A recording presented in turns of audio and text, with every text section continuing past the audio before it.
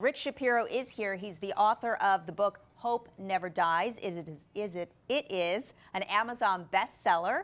Congratulations on that. Thank you very much. So let's talk about the key message of the book. It is that a stage 4 terminal cancer prognosis does not mean you will necessarily die. You say there are exceptions to that. What are those exceptions? Yeah, there are many exceptions. I've personally met hundreds of people, literally told by major cancer centers throughout this country that somebody should get their affairs in order, that there's nothing more that can be done, that they should go to hospice.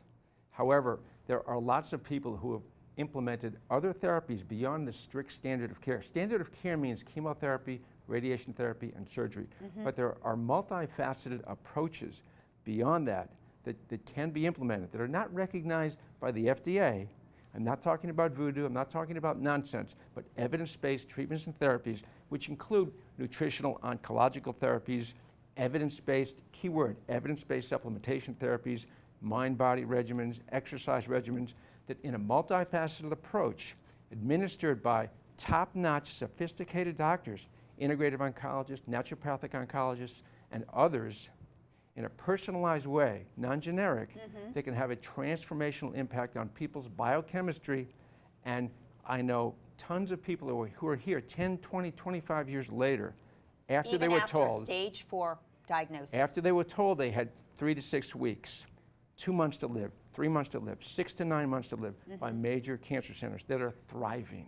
So you did a lot of research, obviously. You talked to a lot of specialist scientists, patients. Correct. How long, when you say that this is including not just a certain protocol, but also certain specialists, first of all, how long does that process take? How much money is involved in something like that? I mean, not just the average person can do that, right? That's a very fair statement, and that's a problem, because there are certain therapies, chemo, radiation, surgery, that are reimbursable by medicine, by the insurance companies. Right.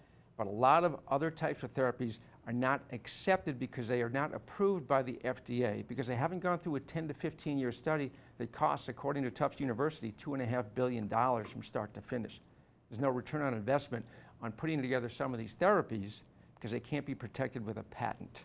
So yes, the monetary part can be challenging. It's tough. It is difficult, and it's an unfair situation, and it's too bad because some of these therapies should be part of standard of care. They really should. But Well, hopefully that will be coming. For the people who can afford it, you recommend that they go get second, third, fourth opinions from various different doctors, not just your standard oncologist. What does that include? Yes, absolutely. Oh, for any kind of a daunting situation, a tough disease, a tough medical issue, go talk to a conventional oncologist, talk to an integrative oncologist, talk to complementary specialists who specialize in nutritional oncology, evidence-based supplementation, and other therapies that you can bring to the table that can have a profound impact on your biochemistry and stop or slow the path of this cancer. So yes, get multiple opinions from different people. Absolutely. You talk to many renowned specialists in your book, and also 20 stories from patients. What was kind of the one theme you took away from the stories that you heard? Do not assume that you are a statistic. When you are told you've got 3 to 6 months to live, regardless if it's from a major cancer center, it does not mean that you will necessarily die or not be here 10 to 20 years later. Don't forget to breathe as soon as you get that diagnosis. And you need to go forward with the appropriate attitude. When you get a cancer diagnosis, everyone is scared to death. Everyone sees their mortality flash before their eyes. Anxiety, stress, depression. But within a few days, a week, 2 weeks, try to find that inner resolve, that inner strength.